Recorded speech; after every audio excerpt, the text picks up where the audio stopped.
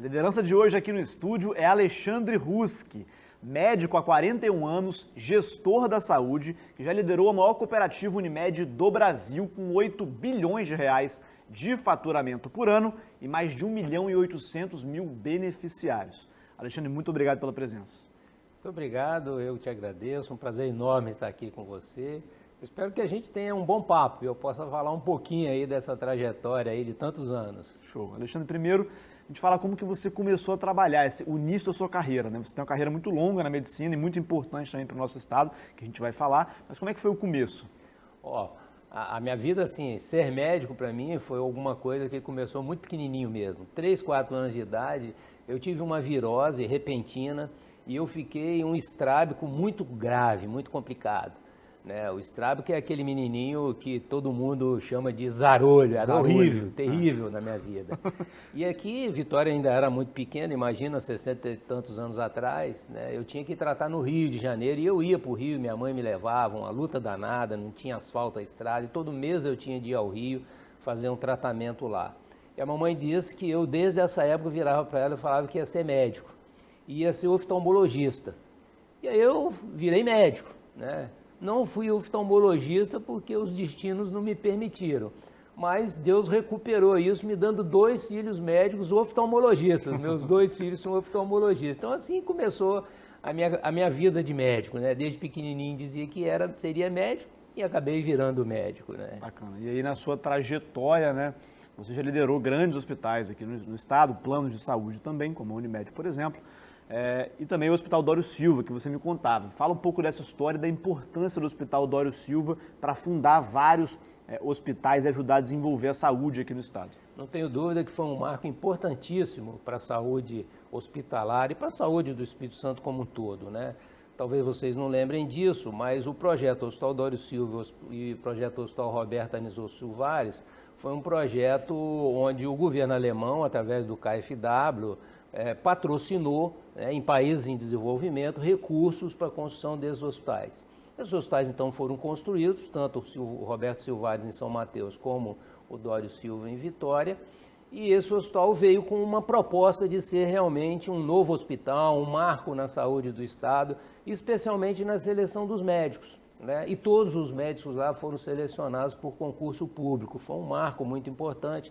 Não era essa a prática na época, a época dessa prática era indicações, as pessoas tinham seus empregos públicos através de indicações, mas o Dório Silva foi um hospital que marcou porque todos nós éramos concursados lá.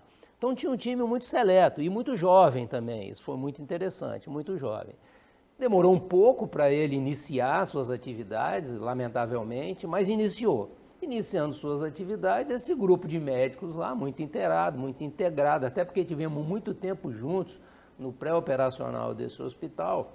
Logo começou um movimento e aquela região ali de Laranjeiras da Serra é uma região basicamente habitacional. Sim. Né? E aí começou um movimento entre os médicos de por que não construir um hospital nas proximidades para suas atividades privadas, para aproveitar inclusive a presença ali no Dório Silva.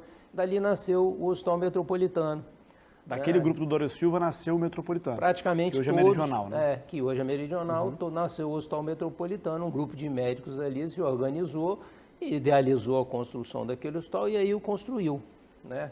Bom, logo na sequência, praticamente o mesmo grupo de médicos, né, se interessou por construir o Vitória Parte Hospital e o construiu. Então eu considero isso um marco muito importante, né, na ressignificação aí da saúde no estado do Espírito Santo. Não só a saúde privada, mas a saúde pública. Sim. Também, né, porque despertou nos jovens médicos, etc., um entusiasmo, né, pelo dia a dia da saúde, e esse movimento coincidiu muito também com o movimento da saúde suplementar. Outra história é que você foi presidente da Unimed, presidente da Federação da Unimed, inclusive, depois foi para São Paulo, para a CNU. Eu queria que você contasse como é que foi essa entrada da Unimed, que eu sei que foi muito importante, tanto para a cooperativa como para o Espírito Santo também, porque foram vários avanços que vocês conquistaram ali. Eu queria que você contasse um pouco a sua história dentro da cooperativa. Pois esse movimento foi muito importante, porque assim, esse grupo de médicos, que era praticamente um único grupo de médicos, né, muito ligado às entidades associativas, né, Eu fui mestre do capítulo do Espírito Santo do Colégio Brasileiro de Cirurgiões, muito ligado à Associação Médica. Era um momento onde praticamente a Associação Médica, né, dominava o movimento médico, muito apoiada pelo Conselho Regional de Medicina e pelo Sindicato dos Médicos.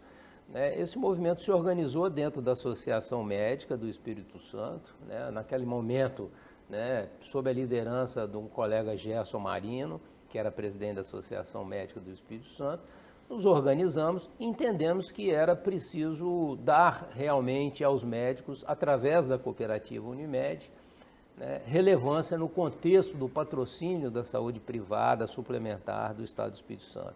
E foi em 95 que esse grupo iniciou a sua trajetória. Entendemos também que precisava de construir um importante movimento de profissionalização da gestão. Isso foi em 1995. 95, né? Quer dizer, precisávamos de construir um movimento de profissionalização da gestão médica, né? Eu, por exemplo, acho que seu pai também, fomos os primeiros alunos do MBA em gestão de saúde no Estado. Então, começamos a construir um contexto de estruturação da saúde do ponto de vista da gestão. Entender os instrumentos contemporâneos de gestão, colocá-los dentro da cooperativa Unimed, né? Isso foi muito importante para todos nós, porque isso foi um movimento que só ascendeu. Falando do sistema Unimed, você liderou a CNU, que é a Central Nacional Unimed, a maior cooperativa de saúde do país, né? Queria que você contasse um pouco como é que foi essa experiência lá em São Paulo. Eu tive a felicidade, né, Vitória foi um grande impulsionador, obviamente, né, da minha iniciativa de ir para o Sistema Unimed Nacional. Né, em 2017 eu assumi a presidência da Central Nacional Unimed, mas durante 9 anos que antecederam, 2017, eu fui diretor técnico da seguradora Unimed. Unimed tem uma seguradora que pertence a uma holding das cooperativas brasileiras, e eu durante 9 anos militei como diretor técnico da Unimed Seguradora. Em 2017, eu assumi a presidência da Central Nacional Unimed. A Central Nacional Unimed é a maior cooperativa Unimed das 350 Unimeds do Brasil, uma experiência muito interessante, né? Nos permitiu criar novos modelos de negócio, inclusive dentro do sistema Unimed. Tive a oportunidade lá de construir algumas joint ventures com parceiros. Joint ventures são parcerias, né? Quando uma empresa faz um contrato de parceria com a outra para operar algum negócio, algum produto específico. Exatamente. Então, isso foi um movimento quase que inédito no sistema Unimed, né? Criamos parcerias de joint venture importantes lá, que foram muito boas para poder fortalecer o nosso negócio, especialmente nessas regiões, que são regiões metropolitanas gigantescas, onde você precisa realmente ter uma estrutura bastante diferenciada para prestar o serviço. Então, essa experiência foi essa experiência que eu concluí agora em março desse ano. 12 anos, né, nessa ponte Vitória-São Paulo é muito difícil para quem é capixaba, né, para quem tem esse lugar maravilhoso para viver. Eu acho que eu tenho agora um papel importantíssimo de poder mostrar aos jovens, em especial aos jovens médicos aí, que precisam estar atentos, né, à nossa empresa, à nossa cooperativa e aos seus empreendimentos médicos, né? E isso, para mim, foi muito importante. Eu acho que agora eu posso transferir para eles um pouquinho desse conhecimento. Alguma coisa que eu fiz durante muito tempo, faço sempre durante minha vida, né? Divido muito o meu conhecimento. Acho que isso aí é um capital que não pertence a cada um de nós, pertence a todos, né? Para isso é importante fazer. Alexandre, tem um momento onde essa sua história se encontra com a minha história, também minha breve história até aqui, né? Que foi o meu interesse pela economia. Queria que você contasse para os nossos telespectadores essa história que eu já te contei. Pois é, o Ricardo era desse tamanhozinho, né? E eu já era amigo do pai dele e trocava muitas informações. O pai dele é uma grande figura, um grande médico, alguém muito interessado pela gestão também. E eu ficava estimulando ele, mandando coisas, notícias, informações, etc. Ele pegava e passava para o Ricardo ler. O Ricardo desse tamanhozinho. E ele virava para mim e falava assim: Alexandre, meu filho te adora. Eu nem conhecia o Ricardo, meu filho te adora, porque eu fico mandando as coisas que você me manda para ele lê, adora. E o Ricardo virou essa pessoa entusiasmada pela gestão, pela economia, né? E dia desses ele falou isso pessoalmente para mim, falou assim: você foi um incentivador importante da minha carreira. Eu fiquei muito feliz, né? Talvez isso seja a melhor tradução de tudo isso que a gente pode fazer no nosso dia a dia. Legal, deixando para a gente finalizar um bate-bola. Uma liderança que te inspira. Paulo Hartung é um guru importantíssimo para mim, porque é um exemplo de um homem público, e vem mostrando isso agora com muita propriedade, né? E é um exemplo de um homem também na iniciativa privada, o trabalho que ele está fazendo no IBA agora, mostrando a importância, né, do meio ambiente, a importância da gestão eficiente e sustentável do meio ambiente para o mundo, como ele é importante. Como eu sou Ruski, sou de uma família cujo DNA está exatamente no meio ambiente, por conta do meu tio Augusto Ruski, isso me trouxe uma enorme alegria, mas o Paulo é realmente alguém de muito especial. Bacana. Uma empresa que te inspira?